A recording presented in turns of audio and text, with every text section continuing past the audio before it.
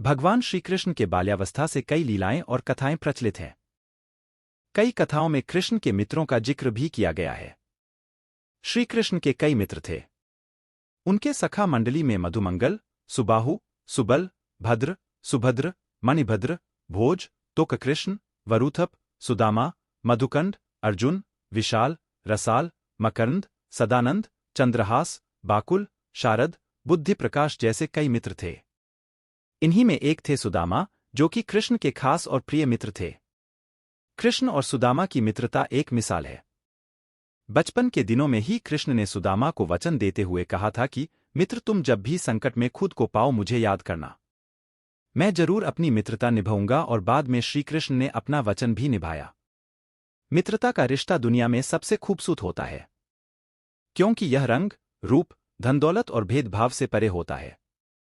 आज के समय में जब भी मित्रता की बात होती है तो सबसे पहले कृष्ण और सुदामा का ही नाम आता है। कृष्ण और सुदामा से जुड़ी कई कहानियों में एक है यह कहानी। बाल्यकाल में भले ही कृष्ण, सुदामा और अन्य मित्र एक साथ पढ़ते थे, लेकिन एक समय ऐसा आया कि जब श्री कृष्ण द्वारका के राजा बन गए और उनके मित्र सुदामा इतने गरीब हो गए कि भोजन की व्यवस्था करना भी कठिन हो गया। सुदामा अपने परिवार का लालन पालन करने में भी असमर्थ हो गए। तब सुदामा की पत्नी सुशीला ने उन्हें द्वारका जाकर द्वारकाधीश श्री कृष्ण से मदद मांगने को कहा। सुशीला की बात सुनकर सुदामा थोड़ा हिचकिचाए, लेकिन सुदामा के पास इसके अलावा अन्य कोई रास्ता भी नहीं बचा था। इसलिए वे मदद मांगने के लिए श्रीकृष्ण के पास जाने को तैयार हो गए। 3 मुट्ठी चावल भेंट लेकर सुदामा गए द्वारका। कहा जाता है कि राजा, गुरु, मित्र, बेटी और मंदिर, इन 5 जगहों पर व्यक्ति को कभी भी खाली हाथ नहीं जाना चाहिए। यही सोचकर सुशीला पड़ोस से 3 मुट्ठी चावल मांग कर लाई और इसे पोटली में भरकर सुदामा को देते हुए कहा कि इसे कन्हैया को भेंट कर दे। सुदामा जब द्वारकांगरी में श्रीकृष्ण के महल पहुंचे तो महल के बाहर खड़े द्वारपालों ने सुदामा को हीन भावना से देखते हुए पूछा कि वह यहाँ किस लिए आए हैं। जब सुदामा ने अपना परिचय दिया और कहा कि वे कृष्ण के मित्र हैं, तो द्वारपालों ने भीतर जाकर यह बात कृष्ण को बताई।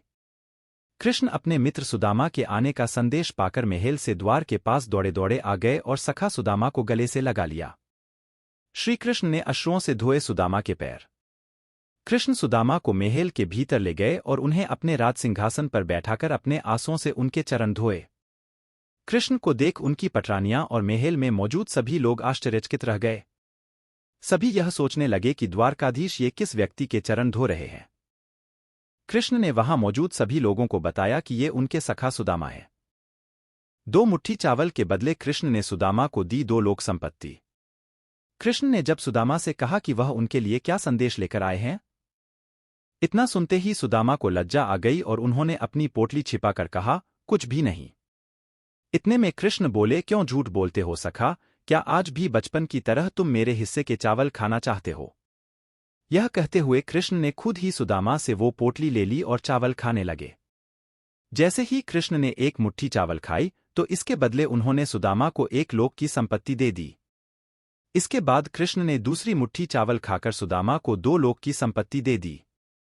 लेकिन कृष्ण तीसरी मुट्ठी चावल खाने जा ही रहे थे कि रुक्मणी उन्हें रोकते हुए बोली, प्रभु, यदि आप तीनों लोक की संपत्ति इन्हें दे देंगे तो अन्य सब जीव और देवता कहाँ जाएंगे? रुक्मणी की बात सुन कृष्ण रुक गए। इस तरह कृष्ण ने सुदामा की मदद की और प्रेमपूर्वक उन्हें विदा किया।